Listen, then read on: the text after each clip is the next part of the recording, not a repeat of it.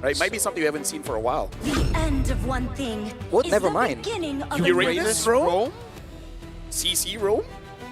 It looks like Wait. it's going to be Uranus Rome. Oh. Shout out to Rec, you know, he's a pioneer in this part. He played this in early seasons with Revitalize. Everybody called him a mad lad. I called him a madman. Maybe he's a visionary. Maybe. From the looks of it, Zeta's whole idea here is to be able to outmaneuver the whole lineup of Boostgate and just use movement speed, right? The Uranus, the Esmeralda, the Sushin, these are all very mobile heroes, but again, very weak on the crowd control side. So we'll see how this goes. It's mobility against crowd control, basically. Or just say screw the rules, you know, I'm here to fight. I got a Uranus up front and all of us is just gonna charge from behind. I'm hoping to see an AOT skin here coming in from the Fanny because this gives that kind of energy. Tatakai. My soldiers rage! Shinzo Sasageo! Erwin 5 Schmish. seconds till the enemy Dude, I love reaches Full the Metal battlefield. Alchemist. Smash them. I love it too. All troops But yeah, that triggers me a bit. deployed. Ladies and gentlemen, welcome to Game Welcome 1 here. to Zeta Mobile Division going up against Legends. Boostgate. And Zeta Division, they gotta win a 2-0 to go on to the next stage of the wildcards. That's an anime plot, man. Seriously. Quite literally, right? Being on the back foot, have one moment to really shine. Let's see how they perform here. Katsu already getting poked down. In the lane, usually this is going to be a bit difficult, but with a Uranus that can sustain all that damage, it kind of nullifies the Yeeve just a little bit. We'll have to see what they do. Can they rotate faster than Boostgate? So it's an Impure Rage Fanny as well, yeah? Not the Lethal Ignition. yeah. I thought with a lot of the utility that they have, they would go for Lethal Ignition, additional burst, but it's just playing it for longer team fights, I'm guessing. Yep. Looks like Walter will take a bit of damage, but funny thing is... Oh, hold on. Is it moving too forward? Oh! Good cable, but it gets caught in the Dark Wave and the Flicker. Now it's a lockdown over. Exi going to be caught, and look at the sustain coming in. Tani still alive through it all. Junichi has enough time to tear through Kazue now. As he gets up with the Traceless, Junichi with the Flicker in. An early lead for Zeta Division as they try to go for the dive on Identity. But it's just that. What a turn of events here. Zeta Division using the early sustain to bully Boostgate, losing 10 in the beginning of the sequence, and somehow, some way, using the consistent damage coming in from the Uranus, the Esmeralda, and the Sushin. This seems to be the idea, right? They can out-sustain and outmaneuver Boostgate. So now it kind of puts Boostgate on the back foot. They can't really go for these fights without knowing that they can close it out definitely. Again, this is a draft to say, screw the rules, man. I just want to fight, and that's where Zeta Division, they understood that there are risks. Someone will die, right? You kind of just have to not care about it and trust that your teammates can pick up the pace. Like, fine, we lost our jungler, but does that really matter? We're not going to be contesting Turtle anyways. We're just here for the kills. That's true. But it is rather concerning here. Junichi going to be ganked to the bottom lane. Just as I was saying, no purple buff on Fanny. I think I would take purple buff on Fanny and 0 kills compared to no purple buff on Fanny and 3 kills start. Well, right now they are starting to Turtle, and Zeta Division actually is hovering around the area, thinking that they might want to try to collapse, maybe hoping for a Boostgate to overextend and maybe get some kind of kill. Yeah, Jude's going to be back as well. It is the Flying Cloud map, so they can get around the map really quick.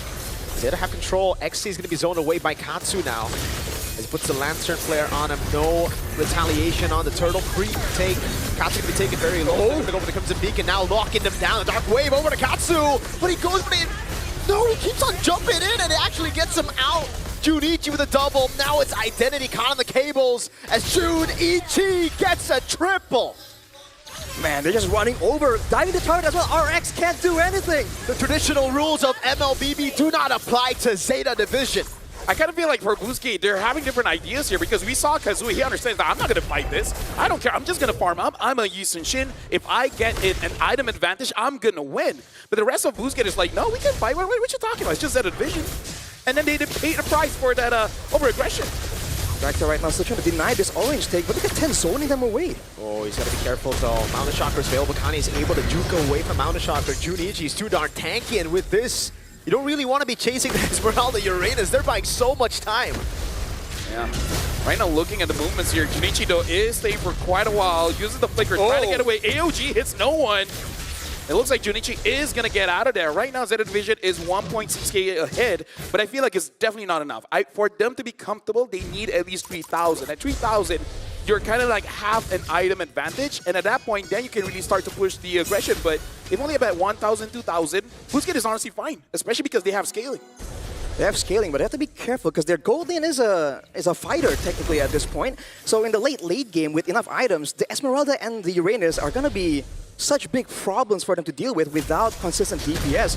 Zeta Division has had a lot of questions thrown at them about the neutral objective take. It seems like now they're saying, we don't want the 50-50. We want the brawls first, and then we can deal up with the neutral objectives later. Yeah, looking at the movements here, Xe is having a hard time against Junichi. It looks like he's already prepping for it, building the War Axe first so that if there's an extended fight, he can survive. The tempo they have is just so much more compared to Boostgate. Xe is getting bullied in the bottom lane. They have the rotation without any reaction from Boostgate.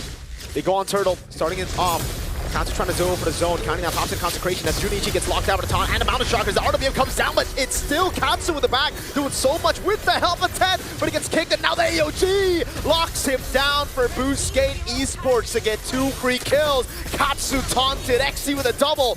Moiminette still able to go with the yo-yos, hiding away, no real lockdown to take him out, but it is a win for Boostgate. A great adjustment from Boostgate Esports here. In the previous fight, they kind of got forced to clump together, trying to avoid the pick-off potential, the shred from the CC and 10 on the Fanny. But because they do that, they take a lot of damage from Esmeralda and Uranus together. But now they're spacing out, and you can see that Zeta Division are lacking that damage. And here's the thing, Zeta Division, they lack the damage because they made quite crucial mistakes, in my opinion, where number one, they're not targeting the same members. It's very spread out, trying to make it like a 1v1 everywhere. And even 10 made the mistake. Instead of ulting Identity, he actually ulted RX. Seems to be looking for Identity, but again, RX comes in from the side and kind of took the aggro. Definitely needs to be a bit more careful as you take a look at the replay here by our official payment partner, Visa. Oh, look at the movements here. Like, again, like everyone is spread out. You basically have 2 different team fights, and 10 using his ult onto RX. Tanky at this point, and the fight goes through. Yeah, we miss out on quite a bit of action there. 10 still was able to get the purple, but it seems that one Kazooie with a jump in under turret. The taunt is perfect, and Kazooie gets a triple under the tier 1 in the mid lane. Oh boy, Zeta Division falling behind right here. They wanted to use the sustain and the fighter advantage to get early game tempo, but now in the mid game, Boostgate are outdoing them.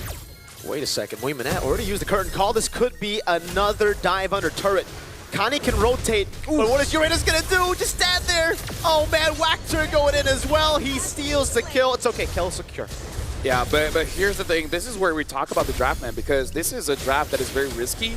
Like, it may work every 1 in 20 times in rank, right? But here on the professional stage, where people know how to play around your win condition, which Zeta Division has like, I don't know, maybe 1.5. Yeah, slim window. It's hard to execute this kind of draft. See, Vaxxer here trying to find something. RX! They go for the Wave Dragon, able to lock him down, but it is Junichi who's very, very tanky. Falling Star Moon, almost an escaping Kazooie gets the fadeaway kills. Katsu tries to stick away from the real world manipulation, gets out barely. Turtle, though, will be secured by Zeta Division. They've distracted Boostgate Esports. An unorthodox approach here from Zeta Division.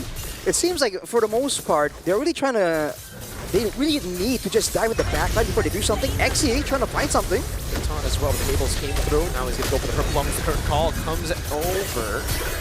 The plan seems to be kind of weird for them. AOG in the back, that's a Purify, but you cannot Purify Kazooie's damage. Running through them all. Another double for Kazooie, 7-1 and 6. Junichi's tanky, but against 3, it's going to be very hard to run. At this point, even with the power of friendship, man, I don't see a way where Zeta Division can come back into this game. The only way that they can win if it's somehow Boostgate just tunnel vision and throw. And Zeta Division just be like, okay, we're just gonna 1v1 everywhere. 2 people in one lane, 2 people in the other lane, 1 person just try to stall them out, and then try to get as much turrets and then end the game. But I don't see that happening. I mean, weird, but that might be what they need to do, because right now they can't really win the 5v5 with the combos here from Boostgate. They just keep getting comboed because they're coming up together with the fighters. Dude, Xe can actually take this 2v1. Crimson Beacon. Oh! In pursue one last one on Katsu. 1v3, and he likes those odds. Xe with a win. Oh boy, despite the great start from Zeta Division, 5 kills on Junichi, there's still nothing they can do right now. They're tanky, but there's just so much damage available from Boostgate Esports. And the fact that Kazue is playing so well, technically, with the distance management, he's just outputting damage, and Zeta Division seem to be looking for him, but they can't find him. Oh, 10. Not a lot of energy. Quite a lot of people. Whoa! Okay, he can follow through, but there's no way you have enough damage to take him down. But you know he was thinking about it. Oh, yeah. He's like, even if I die, it will look cool. It would look cool. And the rule of cool, oh, hold on, AOG.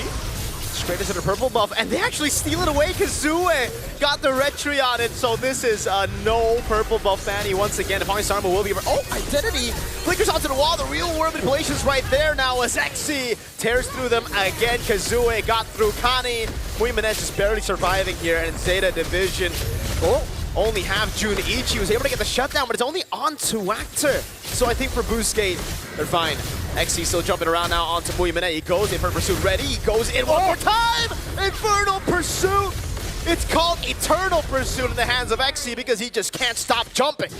It seems like a good opportunity for Zeta to turn that around once Boostgate will kind of spread apart from the chaotic fight. But unfortunately, 10 didn't really get the right combo there to try and secure Exy. You know how I always create these impossible scenarios, like 5-man Final Slash, 5-man Furious Dive. I can't even make one for this. There's a 5-man Lantern Flare knockup into a 2-man Curtain Call. And everyone just deals damage one at a time. 5-man Falling Sarmon.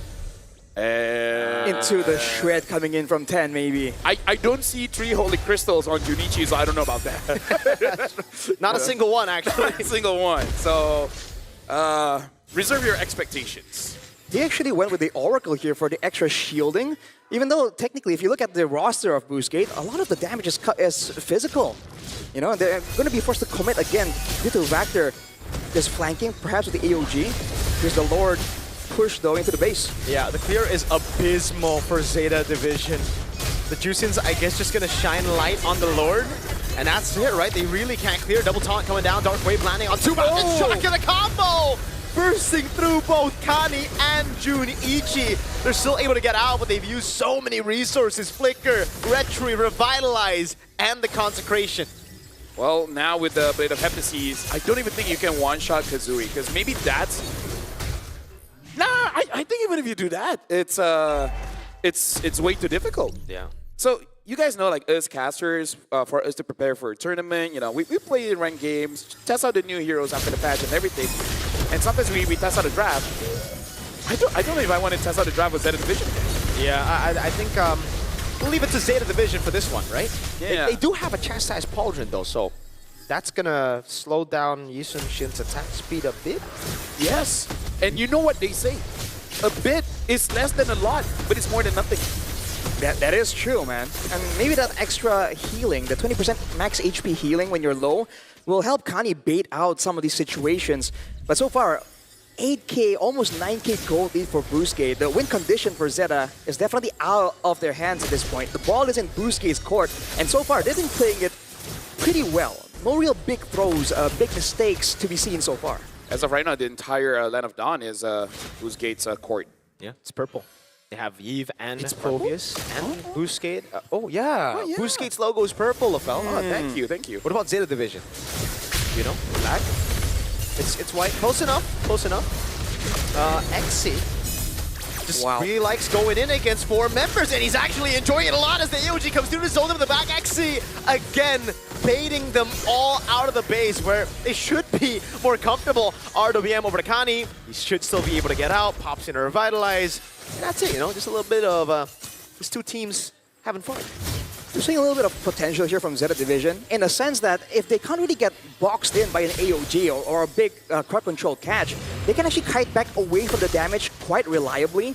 But again, Boostgate, all they need to do is set up 1 or 2 spells to make sure that doesn't happen, and they can get a pretty decisive fight. Dude, Exy just likes this. Dark Wave again on 3. Infernal Pursuit constantly into the back now. Goes in again. Has it. Baits at the Purified. Katsu has to walk away. Exy on a monster kill. The Mountain Shark was able to lock Junichi down, but Exy again is just going to tear through them. Now it's Jude and a great kick from RX to put the nail in the coffin. Zeta Division.